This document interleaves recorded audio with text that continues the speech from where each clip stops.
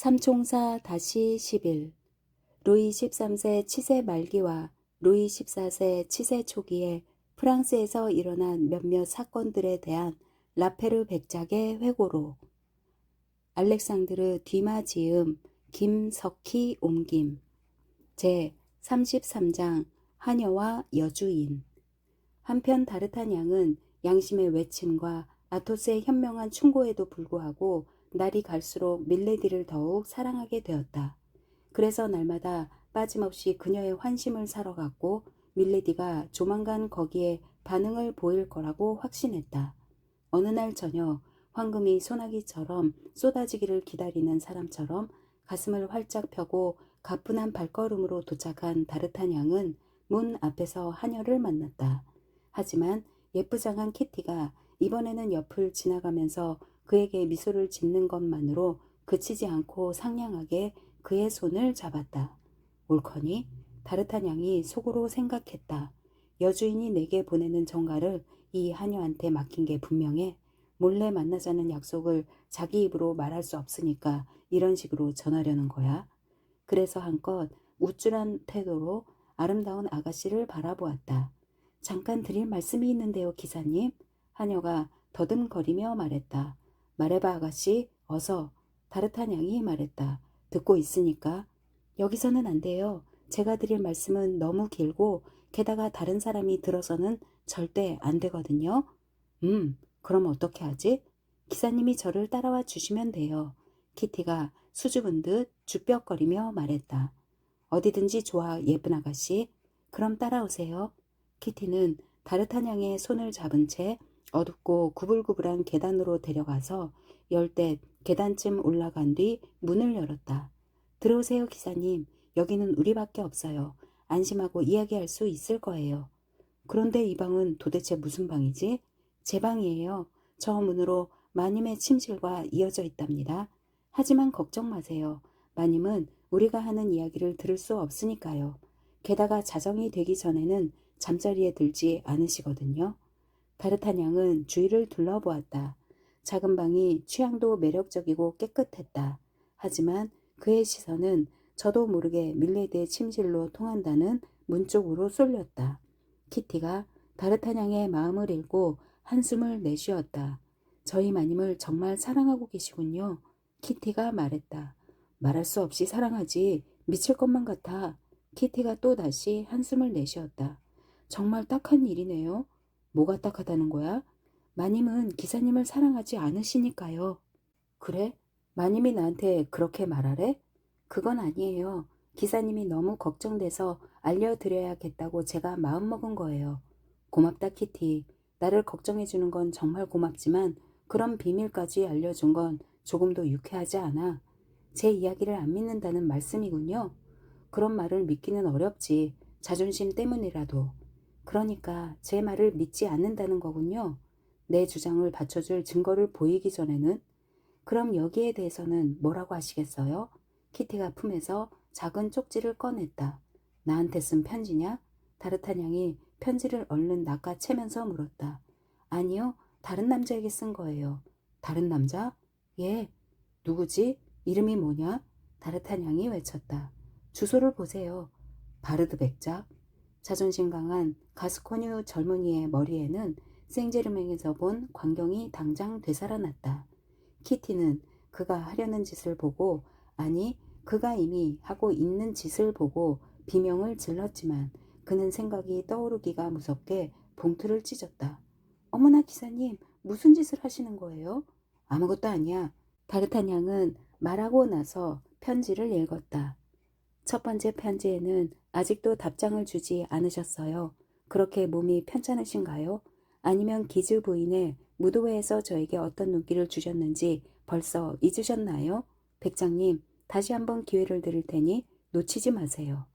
다르타냥은 얼굴이 새파래졌다. 상처받은 것은 그의 자존심이었지만 그는 자신의 사랑이 상처를 받았다고 생각했다. 가엾어라 다르타냥 씨. 키티가 연민에 찬 목소리로 말하면서 다시 젊은이의 손을 잡았다. 내가 측은해 보이는가 보구나. 다르타냥이 말했다. 그럼요. 진심으로 딱하게 생각해요. 저도 사랑이 무엇인지 아니까요. 사랑이 무엇인지 안다고? 다르타냥이 말했다. 그는 처음으로 키티를 유심히 바라보았다. 예, 슬프게도 그래요.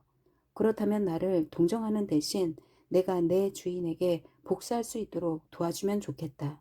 어떻게 복수하실 생각이세요? 경쟁자를 제치고 그녀의 사랑을 얻고 싶어. 그건 절대로 도와드리지 않겠어요. 키티가 날카롭게 말했다. 왜? 다르타냥이 물었다. 이유는 두 가지예요. 뭔데?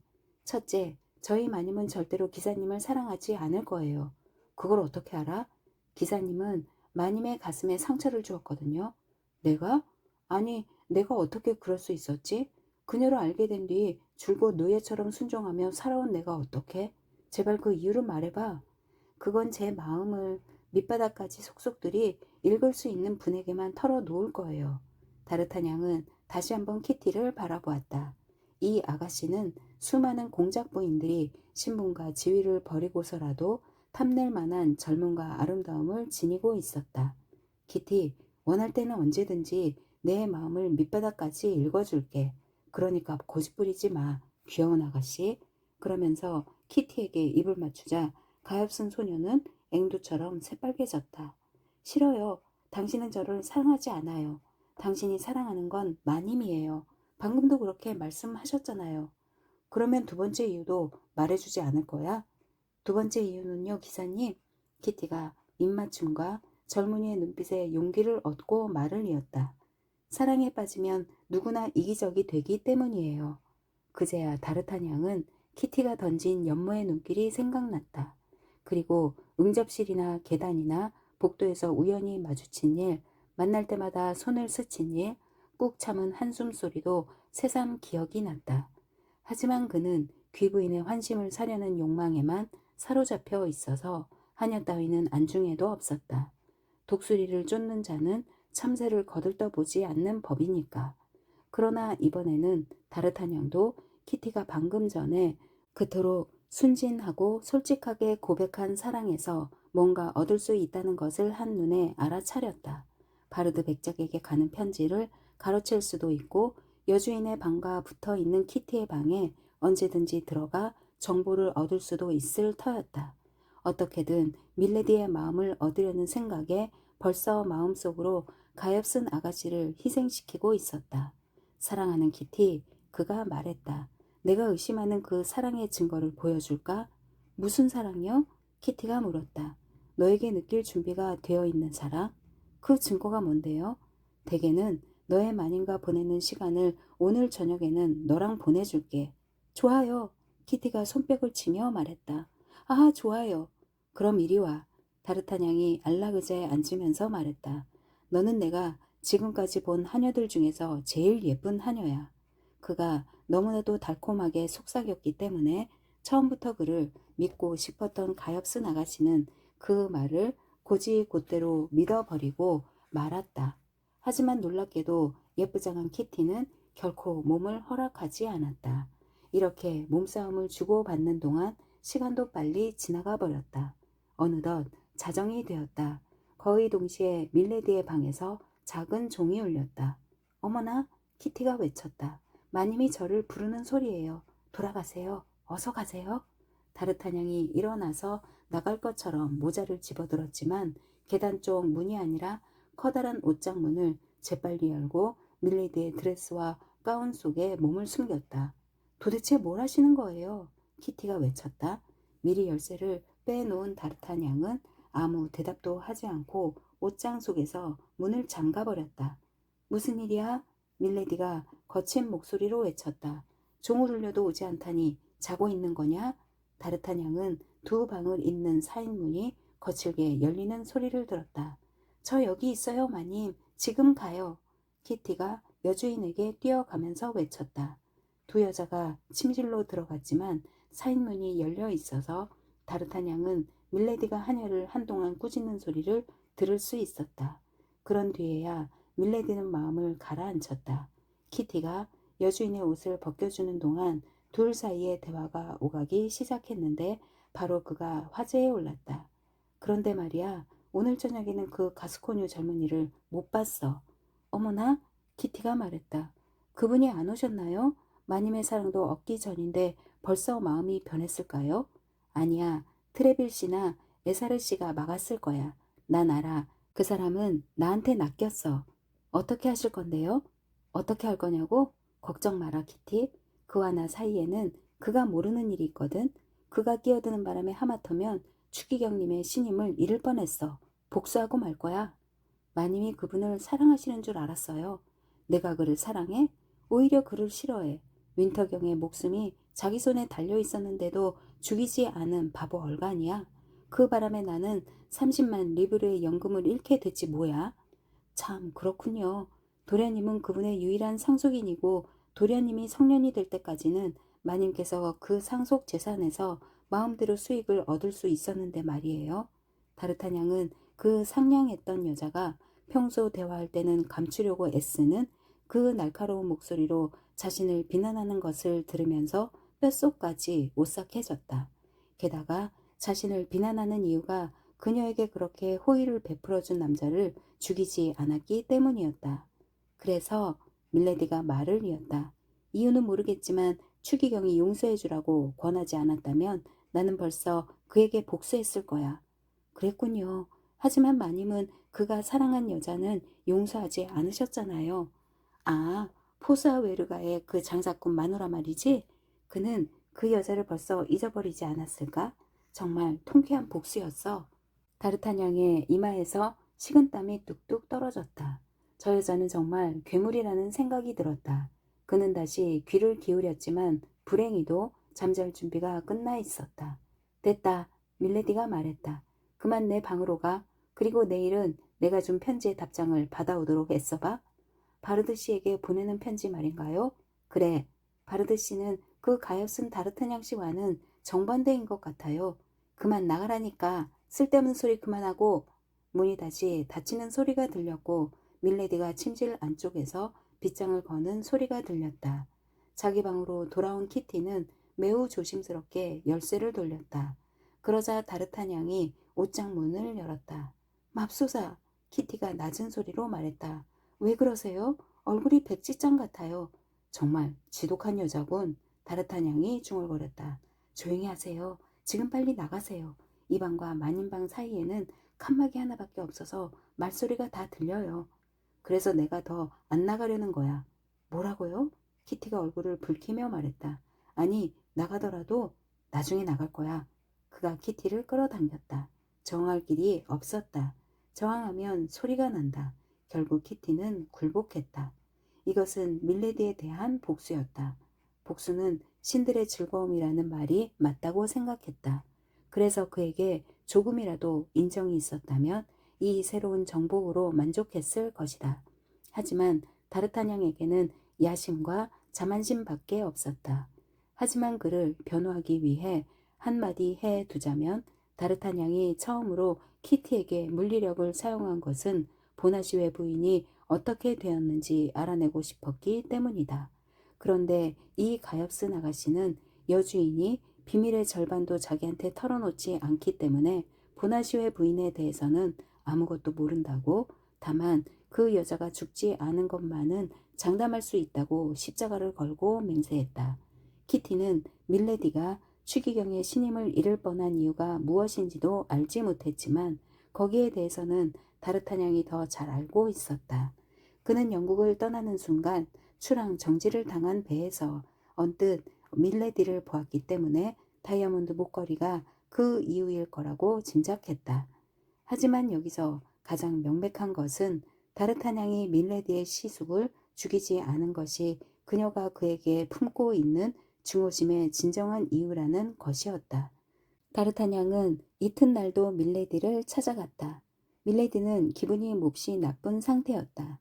다르타냥은 바르드 백작으로부터 답장이 없기 때문에 밀레디가 그렇게 애를 태우는 게 아닐까 생각했다. 키티가 들어왔지만 밀레디는 몹시 쌀쌀맞게 대했다. 키티는 자 보세요. 당신 때문에 내가 어떤 고통을 받고 있는지 하고 말하는 듯한 눈길을 다르타냥에게 던졌다. 하지만 밤이 이슥해지자 아름다운 암사자도 마음이 다소 누그러져서 다르타냥의 달콤한 말에 미소를 지으며 귀를 기울였고 그가 입을 맞추도록 손을 내밀기까지 했다. 다르타냥은 어떻게 생각해야 좋을지 모른 채 밖으로 나왔다. 하지만 여관에서는 자제력을 잃는 젊은이가 아니었기 때문에 밀레디의 비위를 맞추면서도 머릿속으로는 계획을 세웠다. 그는 현관문 앞에서 키티를 만났고 새로운 정보를 얻기 위해 전날 밤처럼 키티의 방으로 올라갔다. 키티는 마님으로부터 꾸지람을 들었다고 태만하다는 야단을 맞았다고 말했다. 바르드 백작으로부터 답장이 없는 까닭을 이해할 수 없었던 밀레디는 키티에게 이튿날 아침 9시에 자기 방으로 와서 바르드 백작에게 보내는 세 번째 편지를 가져가라고 일렀다. 다르타냥은 이튿날 아침에 그 편지를 자기한테 가져다 주겠다는 약속을 키티한테 받아냈다. 이 아가씨는 애인이 원하는 거라면 뭐든지 다 하겠다고 약속했다. 키티는 그에게 완전히 빠져 있었다. 전날 밤과 똑같은 과정이 반복되었다. 다르타냥은 옷장 속에 들어가 자물쇠를 잠갔고 밀레디는 키티를 불러 잠잘 준비를 했고 키티를 내보내고 다시 사인문을 잠갔다. 전날 밤과 마찬가지로 다르타냥은 새벽 5시에야 집으로 돌아갔다. 오전 11시에 키티가 왔다. 키티는 밀레디의 새 편지를 들고 있었다. 이번에는 편지를 다르타냥에게 주지 않으려고 애쓰지도 않고 다르타냥이 마음대로 하게 내버려 두었다. 키티는 몸과 마음을 이 잘생긴 연인에게 모두 바치고 있었다. 다르타냥은 봉투를 뜯고 편지를 읽었다. 당신을 사랑한다고 말하기 위해 쓰는 세 번째 편지입니다. 당신을 증오한다고 말하기 위해 네 번째 편지를 쓰게 되지 않도록 조심하세요. 나에 대해 잘못했다고 후회하신다면 이 편지를 전해드린 아가씨가 당신에게 어떻게 하면 여자의 용서를 받을 수 있는지 알려드릴 것입니다. 다르타냥은 이 편지를 읽으면서 얼굴이 몇 번이고 불그락 푸르락 했다. 당신은 여전히 마님을 사랑하시는군요. 키티가 젊은이의 얼굴에서 잠시도 눈을 떼지 않고 있다가 그의 표정을 보고 말했다. 키티, 그건 잘못 생각한 거야. 나는 이제 그 여자를 사랑하지 않아. 하지만 나를 멸시한 것에는 복수하고 싶어. 그래요. 당신의 뜻은 알고 있어요. 다 말씀하셨잖아요. 그게 너하고 무슨 상관이야? 너만을 사랑하는 건 너도 알고 있겠지? 그걸 어떻게 알아요? 내가 그 여자를 경멸하는 걸 보고. 키티가 한숨을 내쉬었다. 다르타냥은 펜을 들고 편지를 썼다. 부인, 나는 지금까지 당신이 보낸 두 통의 편지가 과연 나한테 쓴 것인지 의심하고 있었습니다. 나는 그런 명예를 얻을 자격이 없다고 생각했으니까요. 게다가 몸도 좋지 않아서 어쨌든 회답을 망설였습니다. 하지만 오늘은 당신의 과분한 호의를 믿을 수밖에 없군요. 당신의 편지만이 아니라 당신의 하녀까지도 내가 당신으로부터 넘치는 사랑을 받고 있다는 것을 확인시켜 주었으니까요. 신사라면 어떻게 용서를 받을 수 있는지 당신의 하녀에게 배울 필요도 없습니다. 내가 오늘 밤 11시에 용서를 빌러 가겠습니다. 하루라도 늦어지면 또다시 당신의 기분을 상하게 될 테니까요. 당신 덕택에 세상에서 가장 행복해진 남자 바르드 백작. 이 편지는 우선 가짜였고 야비한 것이기도 했다. 오늘날의 도덕적 관점에서 보면 비열하기까지 했다. 하지만 당시 사람들은 요즘보다 덜 까다로웠다. 게다가 다르타냥은 밀레디가 더 중대한 일에서 배신의 죄를 범했다는 것을 그녀 자신의 입을 통해 알고 있었기 때문에 그녀에게는 털끝만한 존경심도 품고 있지 않았다.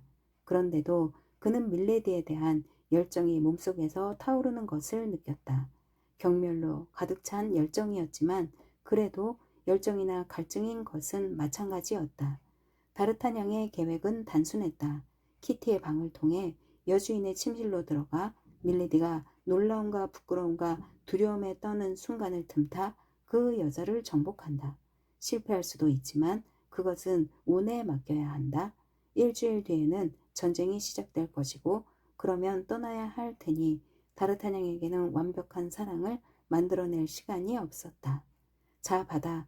다르타냥은 편지를 봉투에 넣어 봉한 다음 키티에게 건네면서 말했다. 이 편지를 밀레디에게 갖다 줘. 바르드 백작의 답장이야. 가엾은 키티는 송장처럼 얼굴이 하얘졌다. 편지 내용을 짐작했기 때문이다. 잘 들어. 다르타냥이 말했다. 이해하겠지만 이 일은 어떤 식으로든 끝나야 해. 내가 첫 번째 편지를 백작의 하인이 아니라 내 하인에게 건네준 일이며 바르드 백작이 받아야 할 그 후의 편지들을 뜯어본 사람이 나라는 것을 밀레디가 알게 될지도 몰라. 그렇게 되면 밀레디는 너를 쫓아낼 테지만 그 정도로 안갚음을 끝낼 여자가 아니라는 것은 너도 잘 알 거야. 맙소사, 키티가 말했다. 누구를 위해 이런 꼴을 당해야 하죠? 나를 위해서지. 그건 나도 잘 알고 있어. 내 사랑, 그리고 고맙게 생각하고 있어. 정말이야. 하지만 이 편지에는 도대체 뭐라고 쓴 거예요? 밀레디가 말해줄 거야. 당신은 저를 사랑하고 있지 않아요. 저는 정말 불행한 여자예요. 이런 비난에 대해서는 여자들이 언제나 속아 넘어가는 대책이 있다. 다르탄양이 바로 그런 식으로 대응했기 때문에 키티는 더없이 큰 망상 속에 계속 빠져 있게 되었다. 키티는 한참 동안 흐느껴 울었지만 그래도 결국은 밀레디에게 편지를 전하기로 마음을 굳혔다. 다르탄양이 바란 대로였다. 게다가 다르탄양은 오늘 저녁에는 밀레디와 일찍 헤어졌다고 여주인의 방에서 나오면 곧장 키티의 방으로 올라가겠다고 약속했다. 가엾은 키티는 이 약속에서 위안을 얻었다. 제34장 아라미스와 포르토스의 출전 준비. 내 친구가 저마다 출전 준비를 시작한 뒤로는 한 번도 함께 만난 적이 없었다. 식사 시간이 되면 아무 데서나 또는 음식을 구할 수 있는 곳에서 따로 식사를 했다. 시간은 쏜살같이 지나가고 있는데 그들은 이 귀중한 시간을 쪼개서 근무도 서야 했다. 그들은 일주일에 한 번씩 아토스의 집에서 1시에 만나기로 약속했는데 아토스는 맹세한 대로 문지방을 절대 넘지 않았기 때문이다. 키티가 다르타냥의 집으로 찾아온 날은 바로 이 모임이 있는 날이었다. 키티가 돌아가자마자 다르타냥은 페루가로 달려갔다. 아토스는 아라미스와 철학 논쟁을 벌이고 있었다. 아라미스는 성직으로 돌아갈까 말까 망설이고 있었다. 아토스는 평소 습관대로 만류하지도 않았고 부추기지도 않았다. 아토스는 각자의 자유의지에 맡겨야 한다는 입장이었다. 그는 남이 부탁하지 않으면 자기가 먼저 나서서 충고하는 법이 없었다. 그것도 2번, 3번 거듭 부탁해야 겨우 해주었다. 아토스는 늘 이렇게 말하곤 했다. 대개 사람들이 조언을 청하는 것은 거기에 따르지 않기 위해서야. 충고에 따르는 것은 일이 잘못되었을 때 잘못된 충고를 해 주었다고 남을 탓하기 위해서지. 포르토스는 다르타냥보다 조금 늦게 도착했다. 내 친구는 이렇게 다시 만났다. 그들의 얼굴은 서로 다른 감정을 드러내고 있었다. 포르토스의 얼굴에는 평온이, 다르타냥의 얼굴에는 희망이, 아라미스의 얼굴에는 불안이, 아토스의 얼굴에는 무관심이 나타나 있었다. 그들은 잠시 잡담을 나누었다. 포르토스는 어떤 귀부인이 자기를 공경해서 구해주기로 약속했다고 넌지시 말했다. 바로 그때 무스크통이 들어왔다. 그는 포르토스에게 집에 급한 일이 생겼다며 어서 집으로 돌아가자고 간청했다. 내 장비 때문이야? 포르토스가 물었다. 그렇기도 하고 아니기도 합니다. 무스크통이 대답했다. 그게 무슨 소리야? 어쨌든 집으로 갑시다 나리. 포르토스는 일어나서 친구들에게 인사를 하고 무스크통을 따라 밖으로 나갔다. 잠시 후 이번에는 바쟁이 문간에 나타났다. 무슨 일인가? 아라미스가 교회를 생각할 때마다 얼굴에 드러나는 부드러운 표정으로 물었다. 어떤 손님이 집에서 나리를 기다리고 있습니다. 바쟁이 대답했다. 손님? 어떤 손님인데? 웬 거지입니다. 그럼 적선이나 해주게 바쟁. 그리고 불쌍한 죄인들을 위해 기도하라고 말해줘. 그 거지는 나리께 꼭 드릴 말씀이 있다면서 자기를 만나면 나리가 무척 기뻐하실 거라고 합니다. 나한테 무슨 특별한 말은 하지 않았나? 이러시더군요. 아라미스 씨가 나를 만나러 오기를 망설이거든 투르에서 온 사람이라고 전해주게. 뭐 투르에서? 아라미스가 외쳤다. 친구들 정말 미안하지만 그 사람은 내가 줄곧 기다리던 소식을 가져온 게 분명해. 그러고는 당장 일어나서 밖으로 뛰쳐나갔다. 아토스와 다르타냥만 남았다. 저 친구들은 원하는 것을 찾은 모양이군. 자넨 어떻게 생각하나 다르타냐? 아토스가 물었다. 내가 알기로 포르토스는 거의 목적을 달성했습니다. 다르타냥이 말했다. 그리고 아라미스에 대해서는 별로 걱정하지 않았어요. 하지만 아토스, 당신이야말로 정당한 전리품이었던 그 영국인의 돈을 인심 좋게 나누어 주어 버렸으니 이제 어떻게 할 작정입니까? 나는 그 악당을 죽인 것으로 만족해. 영국인을 죽이는 건 유쾌한 일이니까. 하지만 내가 그 돈을 내 주머니에 넣었다면 그 돈은 양심의 가책처럼 나를 짓눌렀을 거야. 정말 엉뚱한 생각을 하시는군요. 그 이야기는 그만두세. 그런데 어제 트레빌 대장이 나를 찾아와서 추기경의 보호를 받고 있는 수상쩍은 영국인들 집에 자네가 자주 드나든다고 하시던데 도대체 무슨 말인가? 일전에 이야기한 영국 여자를 방문한 겁니다. 내가 조심하라고 충고해준 그 금발 여자 말이군. 물론 자네는 내 충고를 따르지 않았고 그 이유는 말했잖아요. 그래, 자네 말로는 출전 장비를 구하기 위해서라고 했지. 아마 천만에요. 그 여자가 보나시웨 부인의 납치 사건에 연루되어 있다는 확증을 잡았거든요. 그래, 알겠네. 한 여자를 찾아내기 위해서 다른 여자의 비위를 맞추는 건 가장 멀고 험한 길이지만 가장 즐거운 일이기도 하지. 다르타냥은 아토스에게 모든 것을 털어놓을까 했지만 한 가지 문제가 그를 막았다. 아토스는 명예에 관한 한 매우 엄격한 귀족이었는데 다르타냥이 밀레디를 상대로 세운 계획 속에는 청교도처럼 근엄한 그의 동의를 얻어낼 수 없는 점이 포함되어 있었기 때문이다. 그래서 그는 침묵을 지키기로 했고 아토스는 세상에서 가장 호기심이 적은 사람이었기 때문에 다르타냥의 고백은 거기서 끝나고 말았다. 두 친구는 이제 별로 중요한 얘기를 할 게 없으니까 이들을 떠나 아라미스를 따라가 보자. 그에게 볼 일이 있다는 사람이 방금 투르에서 도착했다는 소식을 듣고 아라미스가 황급히 바쟁을 따라, 아니 바쟁보다 앞서서 달려갔다는 이야기는 앞에서 했다. 그는 페루가에서 보시라르가까지 한달음에 달려갔다. 집에 들어가 보니 과연 한 남자가 기다리고 있었다.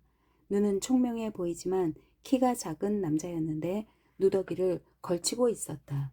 당신이 나를 만나자고 했소? 총사가 물었다. 아라미스 씨한테 볼 일이 있는데 당신이 아라미스 씨인가요? 그렇소. 내게 무슨 정갈이라도 있나요? 예, 수놓은 손수건을 보여주시면 그걸 드리지요. 여기 있소? 아라미스가 품에서 열쇠를 꺼내 자개가 상감된 작은 흑단 상자를 열면서 말했다. 좋습니다. 거지가 말했다. 하인을 내보내시지요. 바쟁은 그 초라한 행색의 사내가 주인에게 무슨 볼일이 있는지 알고 싶어 주인과 거의 동시에 집에 도착했다. 하지만 이렇게 신속한 행동이 헛수고가 되어버렸다. 거지의 요청에 따라 주인이 그에게 물러가라는 신호를 보냈고 바쟁은 주인의 명령에 따를 수밖에 없었기 때문이다. 바쟁이 나가고 나자 사내는 얼른 주위를 둘러보고 엿보거나 엿듣는 사람이 아무도 없다는 것을 확인하고는 그제야 가죽 허리띠로 어설프게 졸라맨 남루한 코트를 열고 저고리 윗부분의 솔기를 뜯어서 그 속에서 편지 한 통을 꺼냈다. 아라미스는 봉인을 보자 환성을 지르고 손으로 쓴 글씨에 입을 맞추고 사뭇 경건한 태도로 편지를 펼쳤다. 우리는 아직도 한동안 헤어져 있어야 할 운명이지만 청춘의 아름다운 날들은 영원히 사라지지 않습니다. 전쟁터에서 당신의 의무를 다하세요. 저는 다른 곳에서 제 의무를 다하고 있겠습니다. 이 편지를 가져간 분이 건네는 것을 받고 훌륭하고 진정한 귀족답게 출정해 주세요. 그리고 당신의 검은 눈에 정답게 입 맞추는 저를 생각해 주세요. 안녕히, 아니 또 만나요. 거지 사내는 계속 솔기를 뜯었다. 그리고 더러운 옷에서 이 피스톨짜리 스페인 금화를 한 입 꺼내 150개를 탁자 위에 늘어놓았다. 그런 다음 문을 열고 인사를 하더니 어안이 벙벙해진 아라미스가 뭐라고 한마디 하기도 전에 나가버렸다. 아라미스는 편지를 다시 읽고 추신이 딸려 있는 것을 알아차렸다. 추신, 편지를 가져간 분은 백작이고 스페인의 고관이므로 정중하게 맞아주세요. 황금의 꿈이여, 아라미스가 외쳤다. 오 아름다운 인생, 그래 우리는 아직 젊어.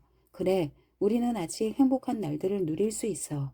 오, 내 사랑도, 나의 피도, 나의 생명도 모두 다 그대에게 바치리, 나의 아름다운 연인이여.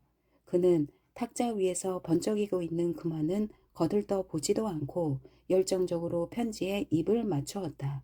바쟁이 문을 두드렸다. 아라미스도 이제는 바쟁을 따돌릴 이유가 없었기 때문에 방으로 들어오게 했다. 바쟁은 탁자 위에 수북이 쌓인 금화를 보고 깜짝 놀란 나머지 다르타냥이 왔다고 알리는 것도 잊어버렸다. 다르타냥은 사내가 무슨 일로 아라미스를 찾아왔는지 궁금해서 아토스와 헤어지자마자 아라미스의 집으로 곧장 찾아온 것이다. 다르타냥은 이제 아라미스와 허물없는 사이였기 때문에 바쟁이 그의 방문을 주인에게 알리는 것을 잊어버리자 그냥 들어왔다. 정말 놀랐군요. 다르타냥이 말했다. 저게 투르에서 보낸 자두라면 자두를 딴 정원사에게 내 안부도 전해주세요. 그게 아니야. 언제나 신중한 아라미스가 말했다. 지난번에 쓰기 시작한 단음절 시의 고료를 출판사에서 보내온 거야. 아, 그래요? 정말 후한 출판사군요. 달리 할 말이 없네요. 뭐라고 나리? 바쟁이 외쳤다. 시가 그렇게 비싸게 팔리나요? 굉장하군요. 날이 계속 시를 쓰세요. 그러면 보아티르 씨나 방스라드 씨 같은 유명한 시인도 될 수 있을 거예요. 전 그게 좋습니다. 좋고 말고요. 시인은 수도원장이나 마찬가지니까요. 아, 날이 시인이 되세요. 제발 부탁입니다. 이봐 바쟁, 아라미스가 말했다. 쓸데없이 나서고 있어. 바쟁은 자신의 실수를 깨닫고는 고개를 숙이고 나갔다. 아, 다르타냥이 미소를 지으며 말했다. 작품값이 그만한 무게의 금과 맞먹다니 당신은 정말 행운아예요. 하지만 조심하세요. 편지가 윗도리에서 삐죽 튀어나와 있어서 자칫하면 잃어버릴지 몰라요. 출판사에서 보낸 편지인가 본데. 아라미스는 머리끝까지 빨개져서 편지를 안으로 밀어넣고 윗도리 단추를 채웠다. 이보게 다르타냥, 아라미스가 말했다. 괜찮다면 친구들을 만나러 가세. 나는 이제 부자니까 오늘부터 다시 식사를 같이 하세. 그러는 동안 자네들도 모두 부자가 되겠지. 좋아요. 우리는 오랫동안 식사를 제대로 하지 못했으니까요. 게다가 나는 오늘 저녁에 좀 모험을 해야 하니까 솔직히 말하면 부르고뉴 포도주로 기운을 내는 것도 나쁘지 않겠어요. 그럼 부르고뉴 포도주를 마시기로 하세. 나도 싫어하지 않아. 아라미스가 말했다. 그는 그 말을 보고 은둔한 생각이 요술처럼 사라져버렸다. 아라미스는 당장 필요한 데 쓰려고 이 피스톨짜리 금화 선원잎을 주머니에 집어넣은 뒤 나머지는 흑단 상자에 넣고 자물쇠를 채웠다. 이 상자에는 그에게 부적 역할을 하는 손수건이 들어있었다. 두 친구는 우선 아토스의 집으로 갔다. 아토스는 두문불출하겠다는 맹세를 지켜야 했기 때문에 식사를 그의 집으로 가져오게 하는 일을 맡았다. 게다가 아토스는 요리에 밝았으므로 다르타냥과 아라미스도 안심하고 그 중요한 일을 그에게 맡겼다. 두 사람이 이번에는 포르토스의 집으로 갔지만 도중에 바크가 모퉁이에서 무스크통과 만났다. 무스크통은 비참한 표정으로 노새와 말을 몰고 가는 중이었다. 다르타냥이 놀라서 소리를 질렀지만 그 외침에는 기쁨도 섞여 있었다. 아, 내 누렁이. 아라미스 이 말 좀 보세요. 정말 굉장한 놈이군. 아라미스가 말했다. 내가 파리에 나올 때 타고 온 말이에요. 아니 뭐라고요? 이 말을 아신다고요? 무스크통이 물었다. 털 색깔이 특이하군. 아라미스가 말했다. 이런 털 색깔은 본 적이 없어. 아마 그럴 겁니다. 다르타냥이 말을 받았다. 3에키를 받고 팔았는데 그건 털 색깔 때문이었던 게 분명해요. 털 가죽을 뺀 몸통만 따져서는 값이 18리브르도 안 나갈 테니까요. 그런데 무스크통, 이 말을 어떻게 구했나? 아, 하인이 말했다. 말도 마세요. 우리 공작 부인의 남편이 속임수를 쓴 거니까요. 그게 무슨 소리야? 실은 어느 지체 높은 공작 부인, 이름은 말씀드릴 수 없으니까 용서하세요. 주인 나리가 함부로 말하지 말라고 분부하셨거든요. 어쨌든 그 공작 부인이 주인 나리께 호의를 품고 계셔서 훌륭한 스페인 말과 안달루시아 노새를 선물로 보내주셨지요. 그런데 남편이 그걸 알고는 말과 노새를 도중에 가로챘어요. 그러고는 이 말과 노새로 바꿔쳐 버린 겁니다. 그래서 남편에게 돌려주러 가는 길인가? 다르타냥이 물었다. 물론이죠. 우리한테 약속한 말과 노새 대신 이런 형편없는 말과 노새를 받을 수는 없으니까요. 그야 그렇지. 내 누렁이를 포르토스가 타고 있는 모습을 보고 싶긴 하지만 말이야. 그랬다면 내가 처음 파리에 도착했을 때 어떤 꼴이었는지 알 수 있을 테니까. 하지만 더 이상 자네를 붙잡지 않겠네, 무스크통. 어서 가서 주인의 분부나 실행하게. 포르토스는 집에 있나? 예, 나리. 무스크통이 말했다. 하지만 기분이 몹시 언짢으신 듯합니다. 무스크통은 그랑 조기스탱 부두 쪽으로 갔고 두 친구는 포르토스의 집으로 갔다. 포르토스는 그들이 앞마당을 가로지르는 것을 보고 문을 열어주지 않기로 마음먹었다. 그래서 그들이 아무리 초인종을 울려도 응답이 없었다. 한편 무스크통은 늙은 말과 노새를 몰고 퐁네프 다리를 건너 우르스가에 이르렀다. 이곳에 도착하자 주인의 명령에 따라 말과 노새를 소송 대리인의 현관문 손잡이에 묶어 놓았다. 그러고는 말과 노새가 앞으로 어떤 운명을 겪게 될지는 아랑곳하지 않고 포르토스에게 돌아가서 분부대로 실행했다고 보고했다. 잠시 지나자 아침부터 아무것도 먹지 못한 불쌍한 두 짐승이 문 손잡이를 잡아당기면서 요란한 소리를 냈기 때문에 소송 대리인은 사완더러 말과 노새가 누구의 것인지 이웃에게 알아보라고 일렀다.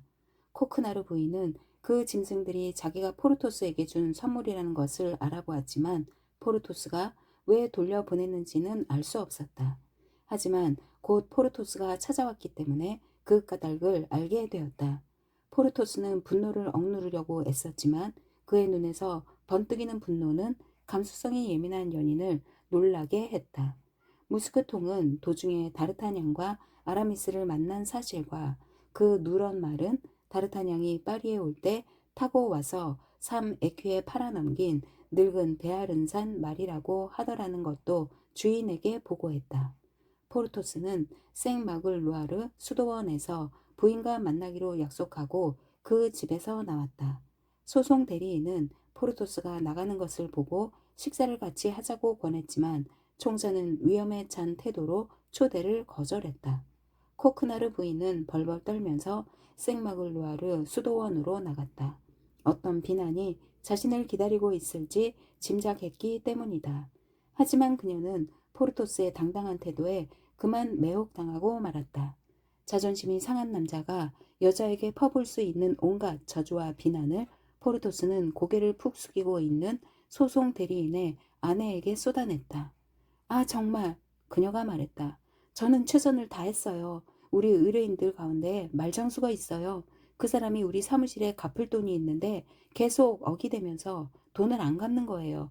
그래서 그 사람한테 우리에게 갚을 돈 대신 말과 노새를 달라고 했고 그 사람은 훌륭한 말과 노새를 보내겠다고 약속했지요. 좋습니다, 부인.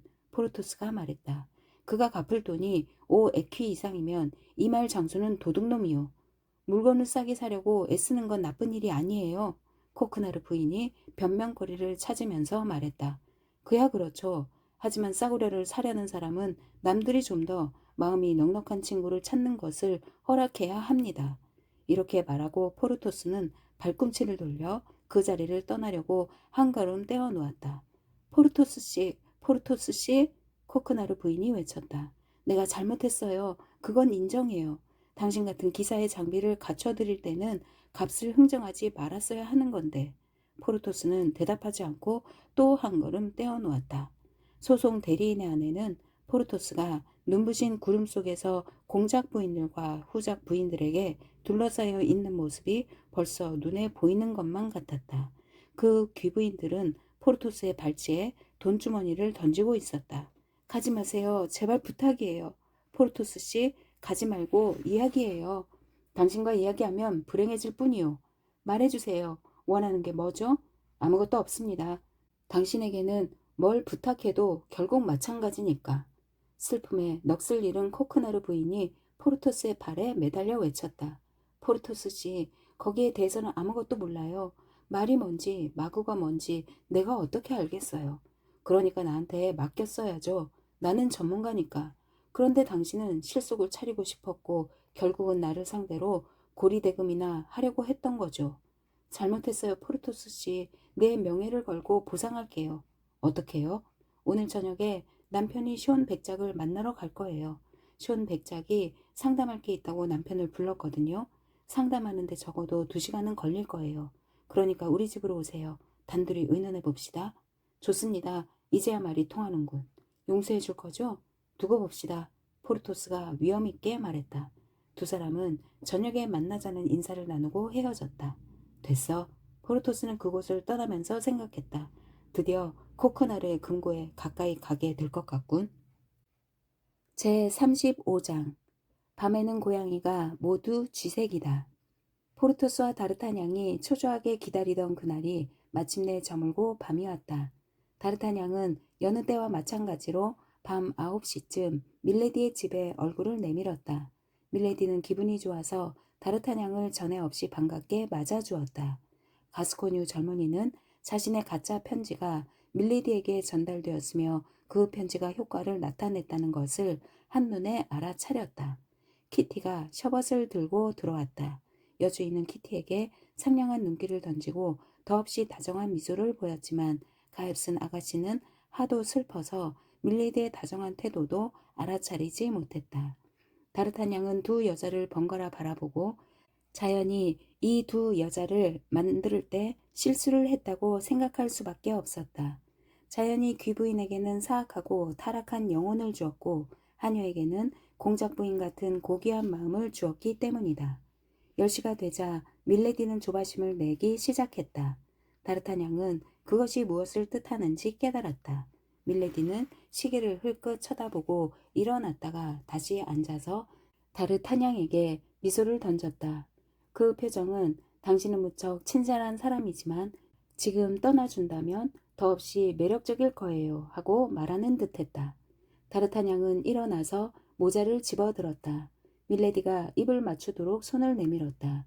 젊은이는 그녀의 손이 자신의 손을 꽉 잡는 것을 느끼고 그것이 애교가 아니라 그가 떠나는데 대한 감사의 표시라는 것을 알아차렸다. 그 남자한테 홀딱 반해버렸군. 다르타냥이 밖으로 나가면서 중얼거렸다. 이번에는 키티가 기다리고 있지 않았다. 응접실에도 없고 복도에도 없고 현관에도 없었다. 다르타냥은 혼자서 계단을 찾아 작은 방으로 올라가야 했다. 키티는 방에서 얼굴을 두 손에 묻은 채 흐느끼고 있었다. 그녀는 다르타냥이 들어오는 소리를 들었지만 고개도 들지 않았다. 다르타냥이 다가가 두 손을 잡자 키티가 울음을 터뜨렸다. 다르타냥이 짐작했던 대로 밀레디는 편지를 받자 기쁨에 들떠서 하녀에게 모든 것을 털어놓았다. 그러고는 키티가 이번에 심부름을 잘 했으니까 상을 주겠다면서 돈주머니를 주었다. 키티는 자기 방으로 돌아오자 이 돈주머니를 한쪽 구석에 내팽개쳤다.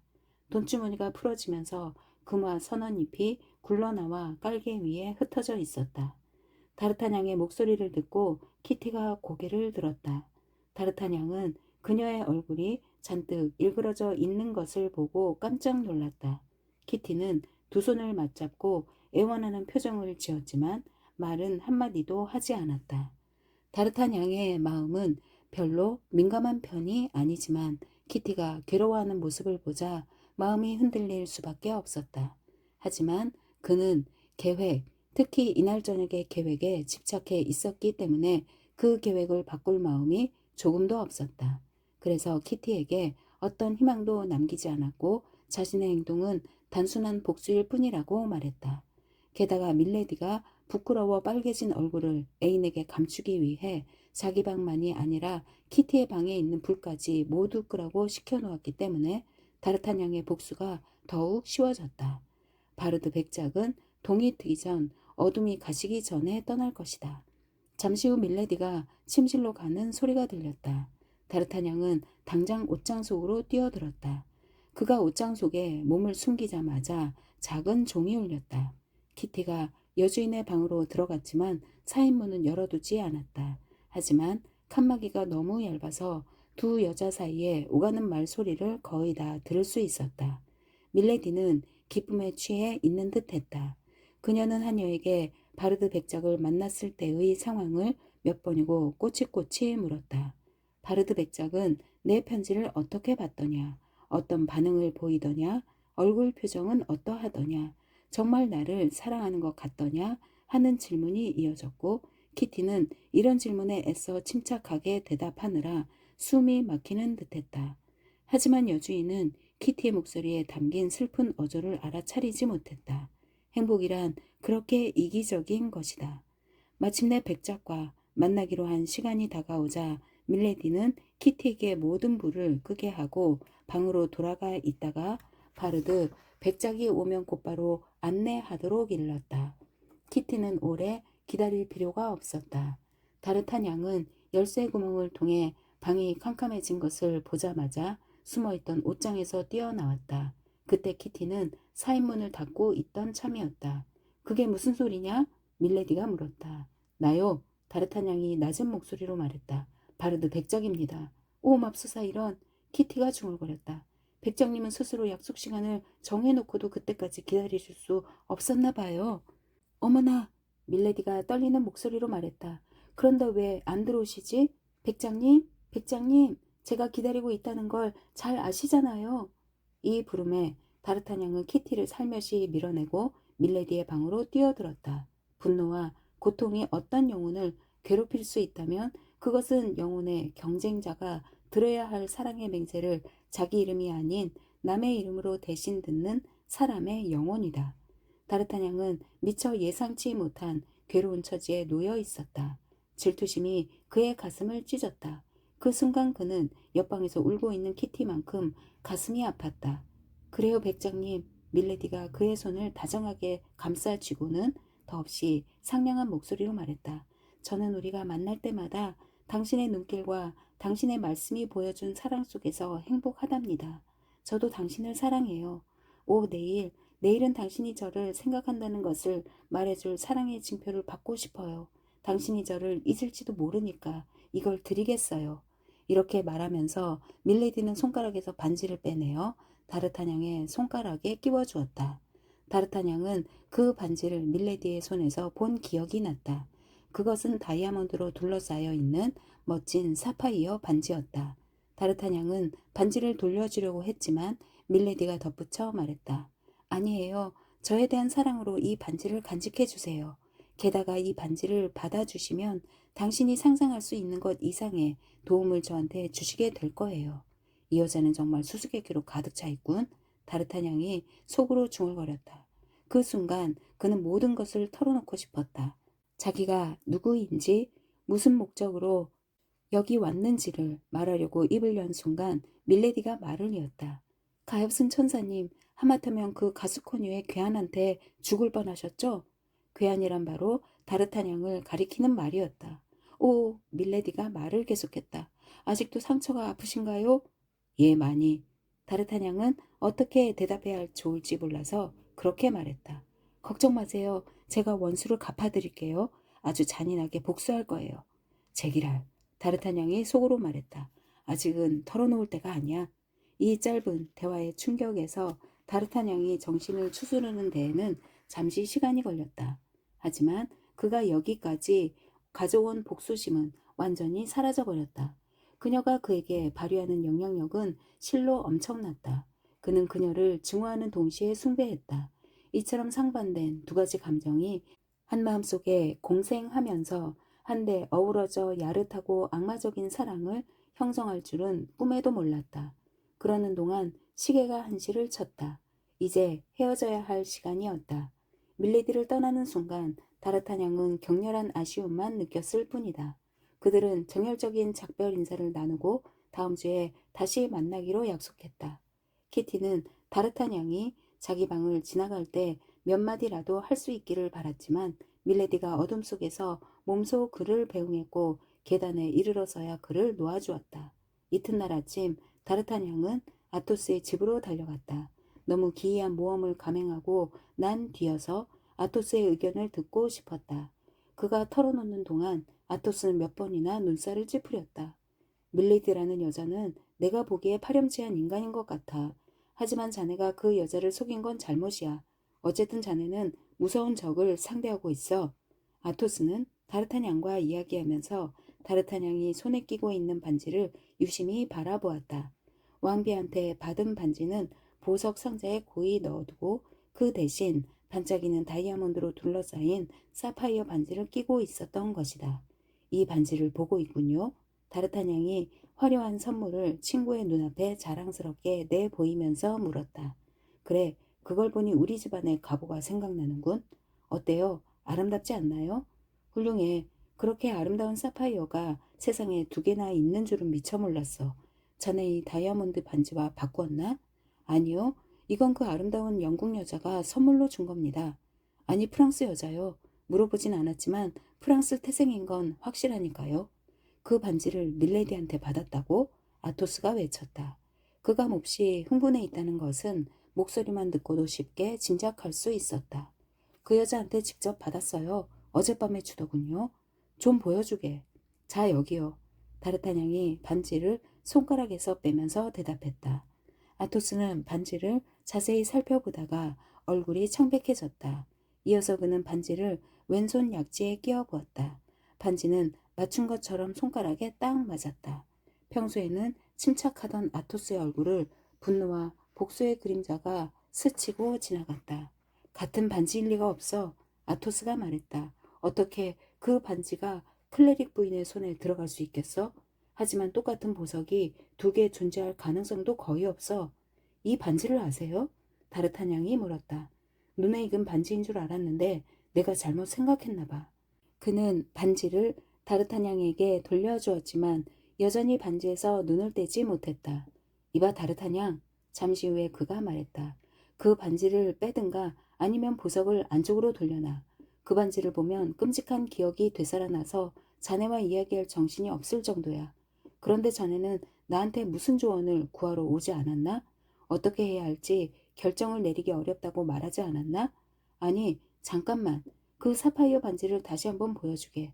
내가 말하려던 반지는 어떤 사고 때문에 한쪽 면에 긁힌 자국이 생겼어. 다르타냥은 다시 반지를 빼어 아토스에게 건네주었다. 아토스는 몸을 떨었다. 여길 봐. 자국이 보이지? 이상하지 않나? 아토스는 그가 기억해낸 자국을 다르타냥에게 보여주었다. 그런데 아토스, 당신은 이 사파이어를 누구한테 받았죠? 어머니한테. 어머니는 외할머니한테 물려받았고 아까도 말했듯이 그건 오래된 갑오야. 그러니까 무슨 일이 있어도 우리 집안을 떠나지 말았어야 했어. 그런데 팔았나요? 다르타냥이 머뭇거리며 물었다. 아니야. 아토스가 야릇한 미소를 지으며 말을 이었다. 하룻밤 사랑의 대가로 주어버렸어. 자네가 받았을 때처럼. 이번에는 다르타냥이 생각에 잠겼다. 그는 밀레디의 영혼 속에 있는 깊이를 알 수 없는 어두운 심연을 본 듯했다. 그는 반지를 손가락에 끼지 않고 주머니에 넣었다. 잘 듣게 다르타냥. 아토스가 다르타냥의 손을 잡으면서 말했다. 내가 자네를 좋아하고 있다는 건 알고 있겠지? 나에게 아들이 있다 해도 아들을 자네보다 더 사랑할 수는 없을 거야. 그래서 하는 말인데 내 말을 믿고 그 여자는 단념하게. 나는 그 여자를 모르지만 타락한 여자인 것 같다는 느낌이 들어. 그 여자한테는 무언가 치명적인 게 있어. 일종의 직감이야. 당신 말이 맞아요. 그래요. 관계를 끊겠어요. 솔직히 말하면 그 여자가 두려워요. 헤어질 용기가 있을까? 용기를 내야죠. 지금부터 당장. 그래, 잘 생각했어? 아토스는 아버지처럼 다정하게 가스코뉴 젊은이의 손을 잡으면서 말했다. 자네 인생에 막 들어온 그 여자가 치명적인 흔적을 남기지 않기를 빌겠네. 아토스가 다르타냥에게 고개를 숙여 인사했다. 혼자 남아서 생각에 잠기고 싶다는 뜻이었다. 다르타냥이 집에 돌아와 보니 키티가 기다리고 있었다. 불면과 슬픔으로 하룻밤을 지새운 이 가엾은 아가씨는 한 달 동안 열병을 앓은 것보다 더 많이 변해 있었다. 키티는 여주인의 분부로 또 가짜 바르드 백작에게 심부름을 온 것이다. 키티의 여주인은 사랑에 미쳐 있었고 기쁨에 도취해 있었다. 밀레디는 백작이 또 언제 자기를 만나러 와줄지 알고 싶어 했다. 가엾은 키티는 창백한 얼굴로 몸을 떨면서 다르타냥의 대답을 기다리고 있었다. 아토스는 다르타냥에게 커다란 영향을 미쳤다. 친구의 충고와 자기 마음속의 외침을 듣고 그는 결단을 내렸다. 이제 자존심도 지켰고 복수심도 만족시켰기 때문에 다시는 밀레디를 만나지 않기로 결심한 것이다. 그는 펜을 들어 답장을 썼다. 다음 약속은 기대하지 마세요. 상처가 아물고 보니 정리해야 할 비슷한 일들이 너무나 많군요. 당신 차례가 오면 연락드리죠. 당신의 손에 입을 맞추며 바르드 백작. 사파이어 반지에 관해서는 한마디도 하지 않았다. 다르타냥은 그 반지를 만약에 대비해 무기로 간직하고 싶었을까? 아니면 출전 장비를 갖추기 위해 마지막 수단으로 그 반지를 남겨둔 것일까? 하지만 한 시대의 행동을 다른 시대의 관점으로 판단하는 것은 잘못일 것이다. 오늘날이라면 신사의 수치로 여겨질 일도 그 시대에는 아주 단순하고 당연한 일이었으며 좋은 집안의 자제들도 애인의 도움을 받는 것이 보통이었다. 다르타냥은 편지를 봉하지도 않은 채 키티에게 주었다. 키티는 편지를 처음 읽었을 때는 그 뜻을 이해하지 못했지만 다시 한번 읽었을 때는 너무 기뻐서 거의 미쳐버렸다. 키티는 이 행복을 믿을 수가 없었다. 그래서 다르타냥은 편지에 쓴 내용을 입으로 되풀이해야 했다. 밀레디의 격렬한 성질을 생각하면 이 편지를 여주인에게 전할 때 엄청난 위험을 각오해야 했지만 키티는 아랑곳하지 않고 서둘러 루아얄 광장으로 돌아갔다. 아무리 착한 여자도 연적의 고통에 대해서는 냉혹한 법이다. 밀레디는 키티가 가져온 편지를 서둘러 열었다. 하지만 첫 마디를 읽자마자 얼굴이 낯빛으로 변했고 다음에는 편지를 구겨버렸고 다음에는 불꽃이 튀는 눈으로 키티를 돌아보았다. 이 편지가 뭐냐? 그녀가 물었다. 마님의 편지에 대한 답장인데요. 키티가 부들부들 떨면서 대답했다. 그럴 리가 없어. 귀족이 여자한테 이런 편지를 쓸 리가 없어. 밀레디가 외쳤다. 그러고는 갑자기 온몸을 떨기 시작했다. 맙소사, 혹시 그가 알았을까? 그녀가 말을 멈추었다. 그녀는 이를 부득부득 갈았다. 얼굴이 잿빛이었다. 신선한 공기를 마시려고 창문 쪽으로 다가가려 했지만 두 팔을 내미는 게 고작이었다. 다리에 힘이 빠져서 한 걸음도 걷지 못한 채 의자에 쓰러지고 말았다. 키티는 여주인이 기절한 줄 알고 얼른 달려가 옷을 느슨하게 풀어주려고 했다. 하지만 밀레디가 벌떡 일어나 앉았다. 뭘 하려는 거야? 왜 내 몸에 손을 대는 거지? 마님이 기절하신 줄 알고 도와드리려던 것뿐이에요. 하녀는 여주인의 얼굴에 떠오른 무서운 표정에 겁을 먹고 대답했다. 기절해? 내가? 나를 그렇게 연약한 여자로 생각해? 나는 모욕을 당해도 기절하지 않아. 복수심에 불타게 될 뿐이지. 알겠어? 그러고는 키티에게 나가라는 손짓을 했다. 제 36장 복수의 꿈. 그날 밤 밀레디는 여느 때처럼 다르타냥이 오면 곧바로 안내하라고 일러두었다.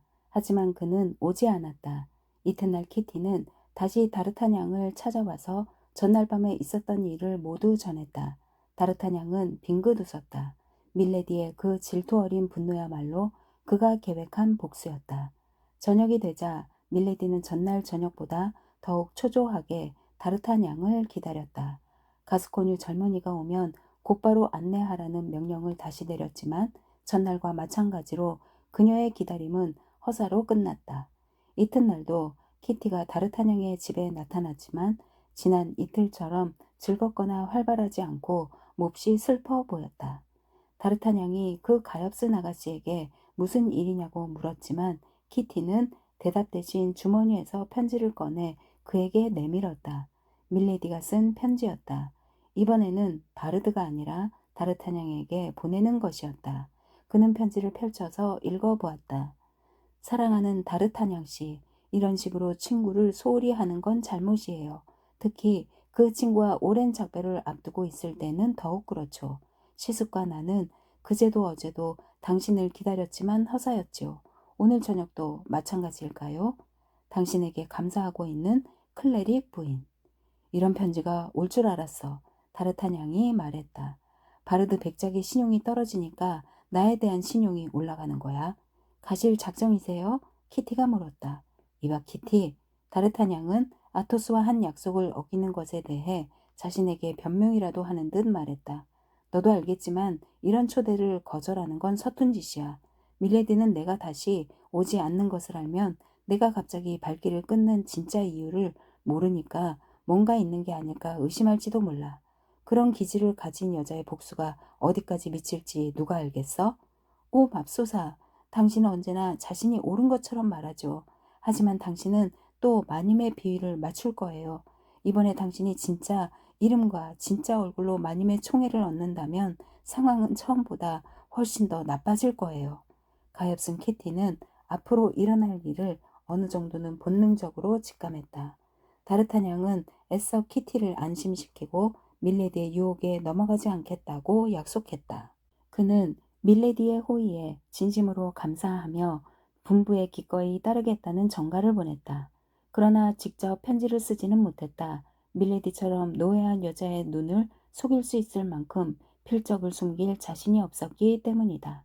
시계가 9시를 쳤을 때 다르타냥은 루아얄 광장에 이르렀다. 하인들이 대기실에서 기다리고 있었다. 그가 올 것을 미리 알고 있었던 것이 분명했다.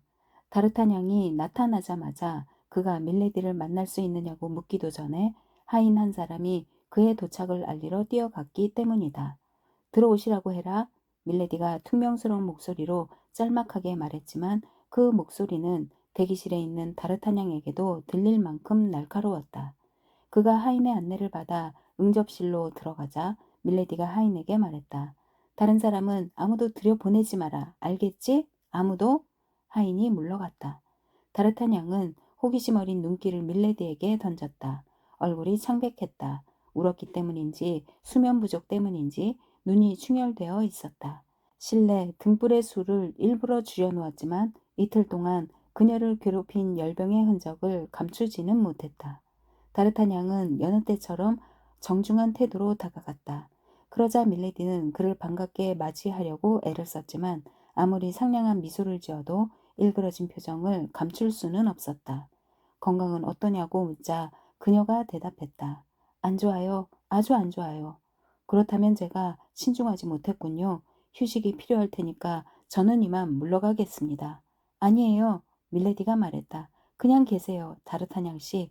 당신이 함께 있어주면 기분이 좋아질 거예요. 오, 이런. 다르타냥이 속으로 생각했다. 이 여자가 애교를 떨다니 조심해야 돼.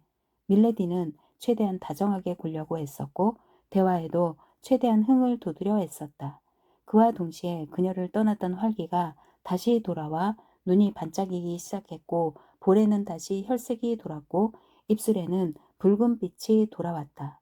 이렇게 변모한 밀레디에게서 다르타냥은 자신을 사로잡았던 키르케의 모습을 발견하고 그 마력에 휩싸여 버렸다. 사랑이 사라진 줄 알았는데 잠시 낮잠을 자고 있었을 뿐이다. 그 사랑이 그의 마음속에서 다시 깨어났다. 밀레디는 미소를 지었고 다르타냥은 그 미소를 위해서라면 지옥에 떨어져도 좋다고 생각했다. 순간 다르타냥은 밀레디에게 한 짓에 대해 후회 비슷한 감정을 느꼈다. 밀레디는 점점 마음을 터놓기 시작했다. 다르타냥에게 애인이 있느냐고 물었다. 아, 유감스럽군요. 다르타냥이 최대한 감상적인 태도를 취하면서 말했다. 저에게 그런 질문을 하시다니 어쩌면 그렇게 매정할 수 있단 말입니까? 당신을 처음 본 뒤로는 오로지 당신을 통해서만 그리고 당신을 위해서만 숨을 쉬고 한숨을 지었는데요. 밀레디가 야릇한 미소를 지었다. 그럼 저를 사랑하시나요? 밀레디가 물었다. 그걸 굳이 말할 필요가 있습니까? 아직도 그걸 알아차리지 못했나요? 아니, 알고 있었어요. 하지만 아시다시피 자존심이 강한 여자일수록 그 마음을 얻기는 더 어려운 법이죠. 어려움 따위는 두렵지 않습니다. 불가능하다면 또 모르겠지만. 불가능한 건 없어요. 진정한 사랑이라면 어떤 것도 불가능하지 않아요. 어떤 것도요? 그 어떤 것도? 제기랄 다르타냥이 속으로 중얼거렸다. 태도가 달라졌어. 혹시 이 변덕쟁이 여자가 나를 사랑하고 있는 게 아닐까? 나를 바르드 백작으로 착각했을 때 준 것과 같은 사파이어 반지를 이번에 진짜 나한테 주려는 걸까? 다르타냥은 얼른 의자를 밀레디 쪽으로 가져갔다. 당신이 말하는 그 사랑을 무엇으로 증명하시겠어요? 밀레디가 물었다. 당신이 요구하는 거라면 뭐든지 하겠습니다. 명령만 하세요. 뭐든지 할 각오가 되어 있으니까. 뭐든지? 예, 뭐든지.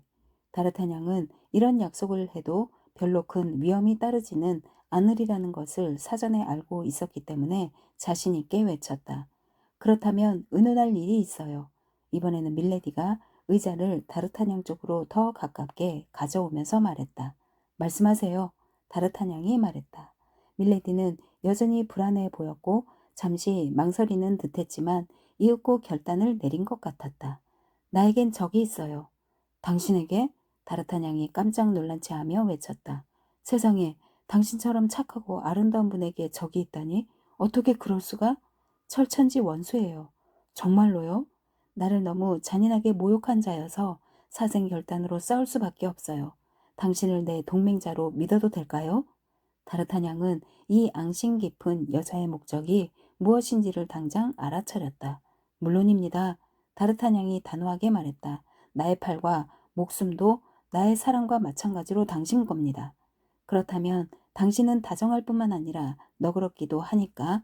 밀레디가 말을 끊었다. 그래서요? 다르타냥이 물었다. 그러니까.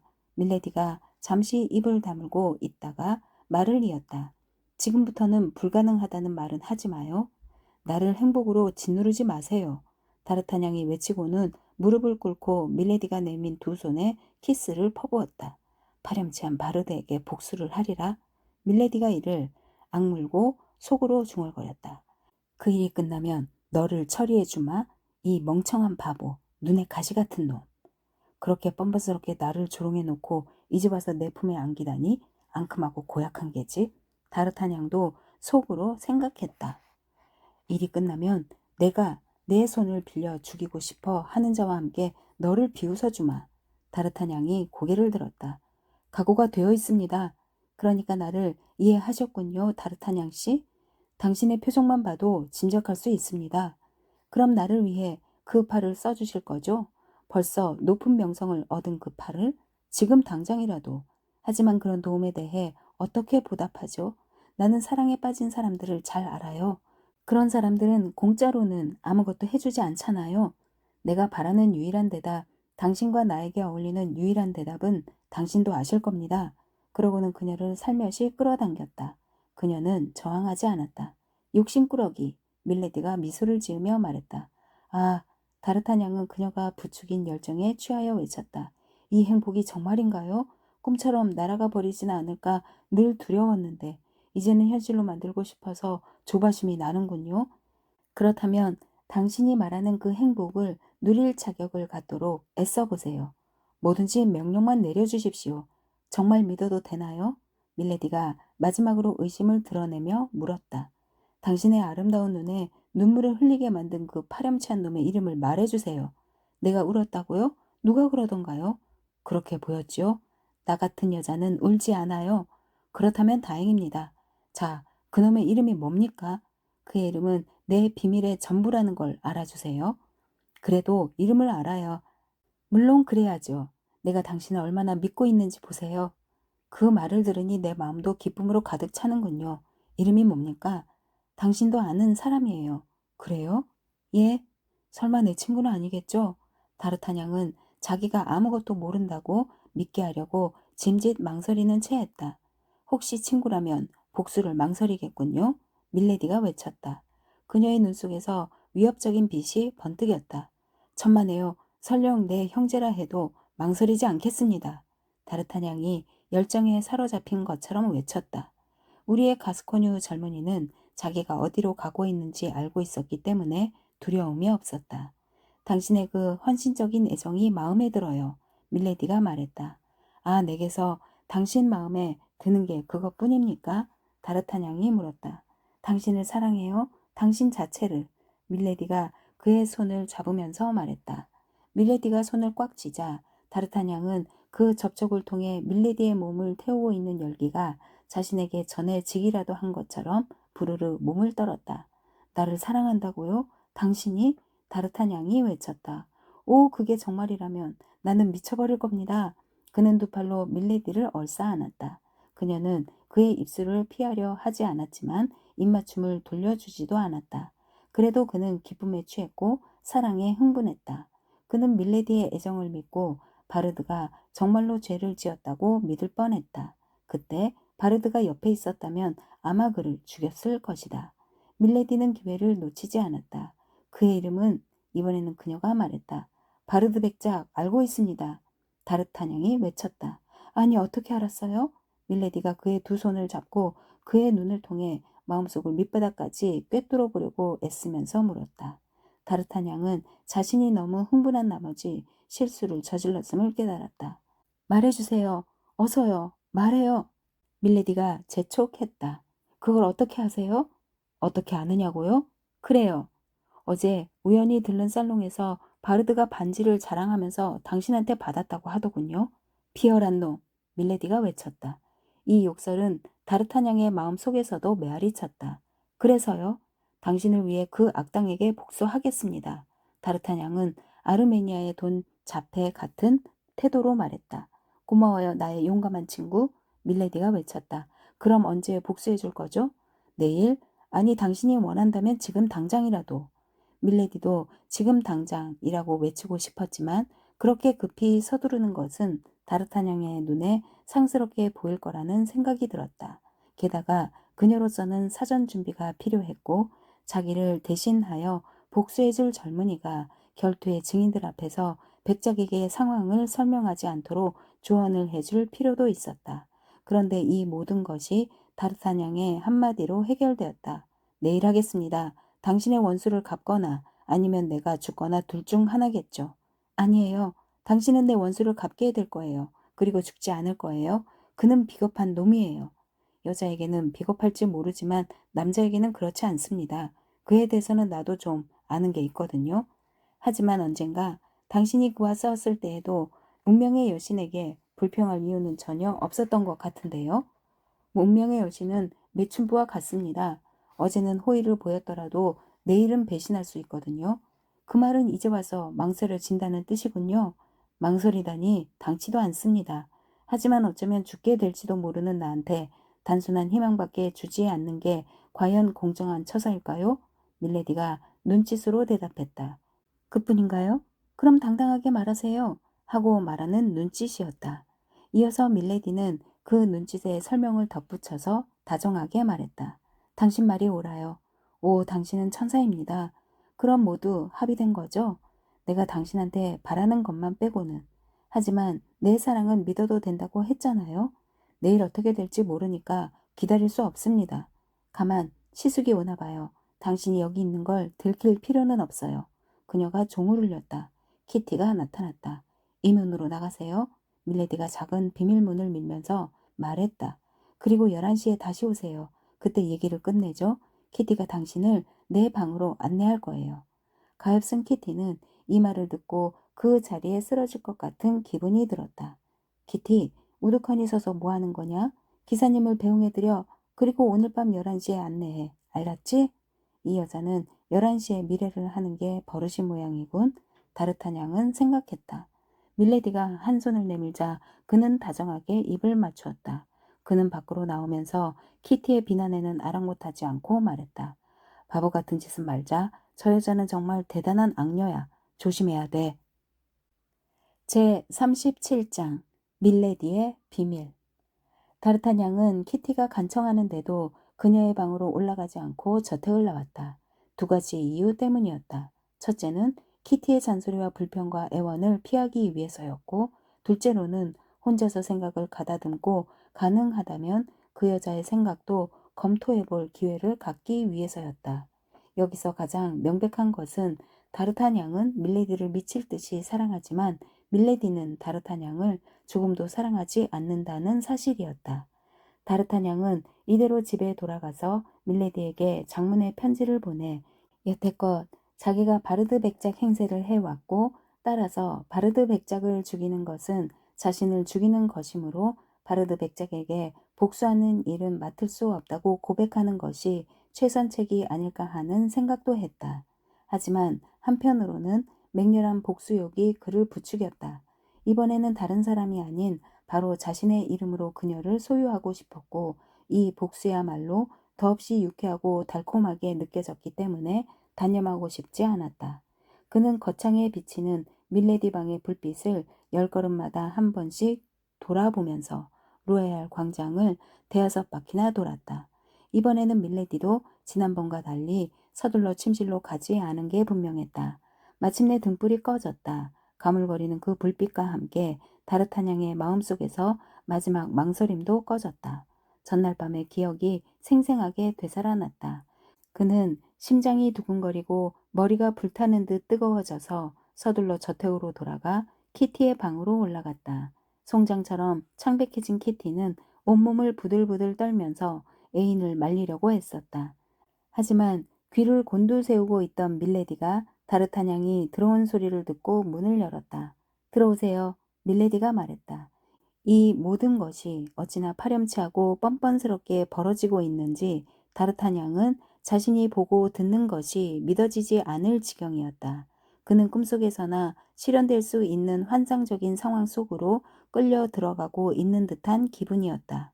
그런데도 쇠붙이를 끌어당기는 자석 같은 매력에 굴복하여 밀레디 쪽으로 뛰어들었다. 뒤에서 문이 닫혔다. 닫힌 문 저쪽에서 키티가 문에 몸을 던졌다. 질투와 분노, 상처 입은 자존심, 사랑에 빠진 여자의 마음을 뒤흔드는 온갖 열정이 다르타냥의 정체를 폭로하라고 그녀를 부추겼다. 하지만 그런 음모에 일조했음을 자백하면 자신도 파멸하게 될 터였다.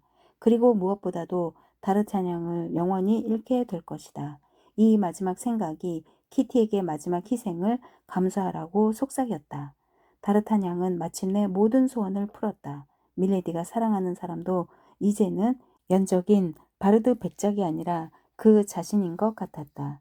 그의 마음속 깊은 곳에서는 너는 한낱 복수의 도구에 지나지 않는다고, 그녀는 내가 바르드를 죽일 때까지만 너를 사랑하는 척 할 것이라고 은밀한 목소리가 속삭였지만 자존심과 허영심과 사랑의 광기가 그 목소리를 틀어막고 그 속삭임을 억눌렀다.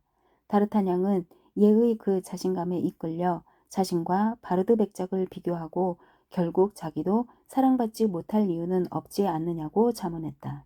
그래서 그는 그 순간의 관능에 완전히 몸을 내맡겼다. 그녀 자신도 사랑을 느끼는 것 같았다.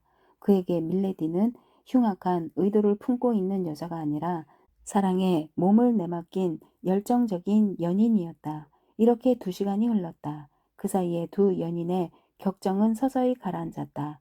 다르타냥처럼 현실을 잊을 이유가 없는 밀레디가 먼저 현실로 돌아와 내일 바르드 백작과 만나 결투하기 위한 계책은 생각해 두었느냐고 물었다.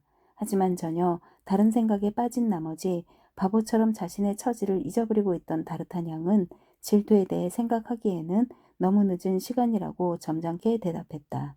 밀레디는 자신의 유일한 관심사에 다르타냥이 이처럼 무관심한 것을 보고 깜짝 놀랐다. 그래서 더욱 집요하게 묻기 시작했다. 다르타냥은 그 실현 불가능한 결투를 진지하게 생각해 본 적이 없었기 때문에 화제를 바꾸려고 했지만 그것도 뜻대로 되지 않았다. 밀레디는 불굴의 정신과 완강한 의지로 그녀가 미리 그려둔 범위 안에 다르타냥을 가두어 놓았다. 다르타냥은 바르드 백작을 용서해주고 그녀가 세운 무서운 계획을 포기하라고 권하는 것이 현명하다고 생각했다. 하지만 그가 말을 꺼내자마자 밀레디는 부들부들 떨면서 몸을 떼었다. 겁나서 그래요, 다르타냥? 그녀가 조롱하는 듯한 새된 목소리로 말했다. 어둠 속에서 그 목소리가 묘하게 울려 퍼졌다. 천만에요. 다르타냥이 대답했다. 하지만 그 가엾은 백작이 당신 생각만큼 큰 죄를 짓지 않았다면 어떨까요? 어쨌든 그 사람은 나를 속였고 나를 속인 순간부터 죽어 마땅했어요. 밀레디가 정색을 하고 말했다. 그렇다면 죽여버리겠소. 당신이 그에게 선고를 내렸으니까. 다르타냥이 단호한 어조로 말했다. 밀레디에게는 그것이 흔들리지 않는 헌신의 표출로 여겨졌다. 그래서 그녀는 당장 그에게 찰싹 달라붙었다. 이날 밤이 밀레디에게 얼마나 길게 느껴졌는지는 알 수 없지만 다르타냥은 겨우 2시간밖에 지나지 않았을 거라고 생각했는데 벌써 거창 틈새로 햇빛이 스며들더니 금세 방안이 어슴푸레한 여명으로 가득 찼다. 다르타냥이 떠나려고 하자 밀레디는 바르드에 대한 복수에 약속을 다시금 상기시켰다. 나는 각오가 되어 있어요. 다르타냥이 말했다. 하지만 한 가지 확인해두고 싶은 게 있는데 뭔데요? 밀레디가 물었다. 당신이 나를 사랑한다는 것. 그 증거를 보여드렸을 텐데요. 그래요. 그래서 나는 몸도 영혼도 당신 거요. 고마워요. 내 용감한 사랑? 하지만 내가 당신에 대한 사랑을 입증했듯이 당신도 나에 대한 사랑을 입증해 줄 거죠? 물론이죠. 하지만 당신 말대로 나를 사랑한다면 내가 조금은 걱정되지 않나요? 내가 뭘 걱정해야 하죠? 내가 중상을 입거나 죽을지도 모르니까. 그건 있을 수 없는 일이에요. 당신은 용감한 분인데다가 칼솜씨도 뛰어나니까. 결투가 아니더라도 복수할 방법은 있어요. 그런데도 다른 수단은 아예 생각지도 않는군요. 밀레디는 말없이 애인을 바라보았다. 그녀의 번뜩이는 눈이 희미한 새벽빛을 받아 묘하게도 슬퍼 보였다. 이제는 당신이 정말로 망설이고 있다는 생각이 들어요. 그녀가 말했다. 아니요, 망설이지는 않습니다. 다만 그 백작이 정말 불쌍하게 여겨질 뿐입니다. 당신이 더 이상 사랑하지 않으니까. 당신의 사랑을 잃은 것만으로도 충분히 벌을 받은 셈이니 또다시 벌할 필요는 없을 것 같은데. 내가 그를 사랑했다고 누가 그래요? 밀레디가 물었다. 당신이 지금은 다른 사람을 사랑하고 있다고 자만심 없이도 그렇게 생각할 수 있어요. 다르타냥이 다정한 어조로 말했다. 다시 한번 말하지만 나는 바르드 백작을 동정합니다. 당신이? 밀레디가 물었다. 그래요. 왜죠? 나만은 알고 있으니까. 그게 뭐죠? 백작은 당신에게 아무 죄도 짓지 않았다는 것, 당신이 생각하는 그런 잘못은 저지른 적도 없다는 것을 알고 있으니까요. 설마, 밀레디가 불안한 어조로 말했다. 설명해줘요. 당신이 무슨 말을 하려는 건지 전혀 모르겠어요. 다르타냥의 품에 안긴 채 그를 바라보는 그녀의 눈이 점점 불타는 것처럼 보였다. 좋아요. 사나이답게 말할게요. 다르타냥이 결말을 짓기로 작심하고 말했다. 당신은 나를 사랑하니까, 나는 당신의 사랑을 가졌다고 확신하니까, 나는 당신의 사랑을 받고 있으니까. 안 그런가요? 내 사랑은 완전히 당신 거예요. 계속하세요. 나는 사랑에 도취해 있지만 한 가지 고백할 게 있어서 마음이 무겁군요. 고백이라니요? 내가 당신의 사랑을 의심했다면 고백하지 않겠지만 당신은 나를 사랑하니까. 아름다운 내 사랑 그렇지요? 나를 사랑하죠? 물론 사랑해요.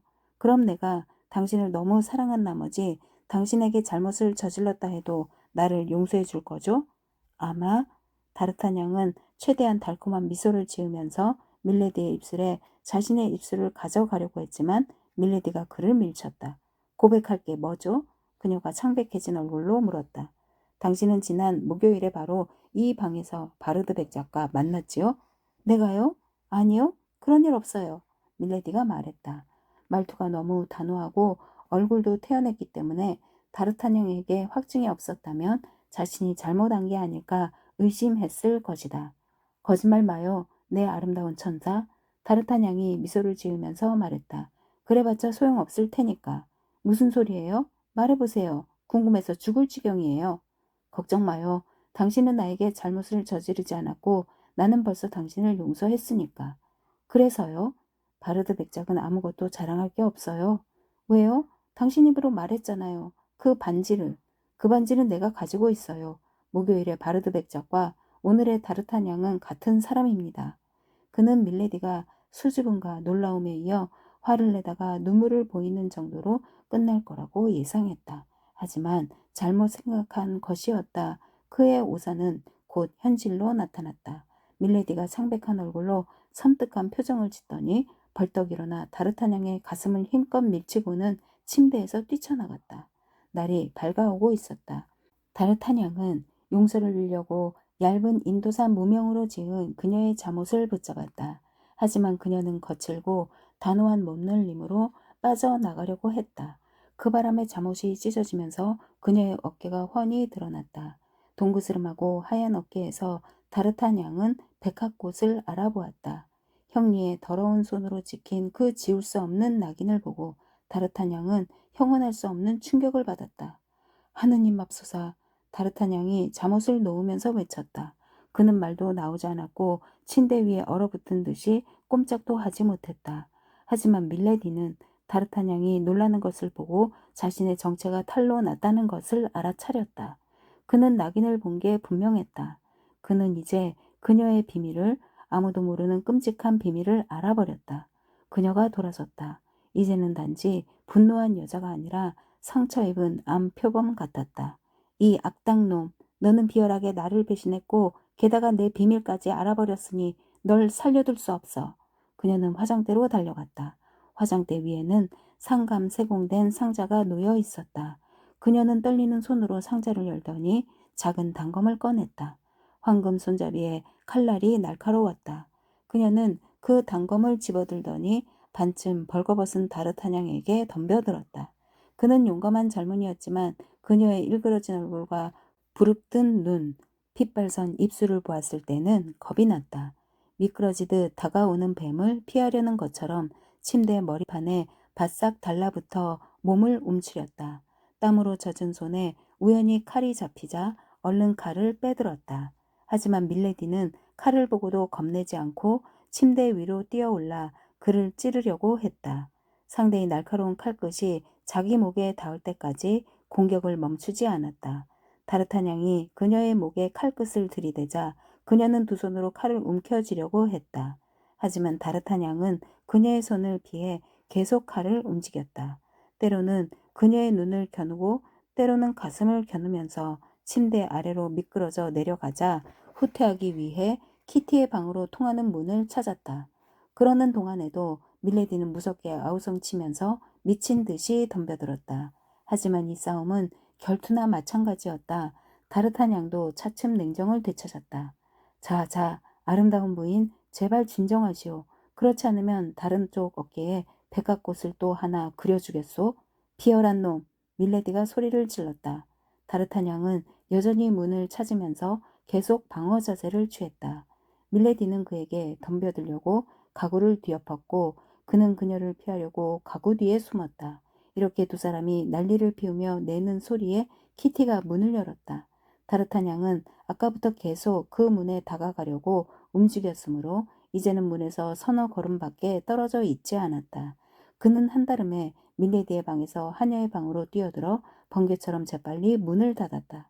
그가 온몸에 체중을 실어 문에 기대고 있는 동안 키티가 빗장을 걸어버렸다. 방에 갇힌 밀레디는 여자의 힘이라고는 생각할 수 없을 만큼 강한 힘으로 그 문을 부수려고 했다. 하지만 불가능하다는 것을 깨닫자 이번에는 단검으로 문을 찍어대기 시작했다. 때로는 칼끝이 두꺼운 문짝을 꿰뚫기도 했다. 단검으로 문을 찍을 때마다 무시무시한 욕설이 튀어나왔다. 빨리! 키티 빨리! 일단 빗장이 걸리자 다르타냥이 낮은 소리로 말했다. 나를 이 집에서 나가게 해줘.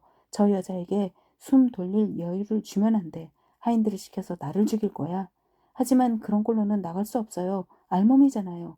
그렇군. 다르타냥도 그제야 자기가 어떤 꼴인지 알아차렸다. 이꼴로 나갈 수는 없으니까 아무 옷이나 입혀줘. 하지만 서둘러야 해. 알겠지만 이건 생사가 달린 문제야. 키티는 사태를 너무나 잘 이해하고 있었다. 그래서 눈 깜짝할 사이에 꽃무늬 드레스를 그에게 입히고 커다란 스카프로 머리를 감싼 뒤 짧은 망토를 걸쳐주었다. 그는 키티가 내준 슬리퍼의 맨발을 밀어 넣었다. 그러자 키티는 그의 손을 잡고 아래층으로 내려갔다. 아슬아슬한 순간이었다. 밀레디가 벌써 종을 울려 하인들을 모두 깨웠기 때문이다. 문지기가 키티의 목소리를 듣고 문을 연 순간 밀레디가 반쯤 벌거벗은 모습으로 창가에서 외쳤다. 열어주지 마!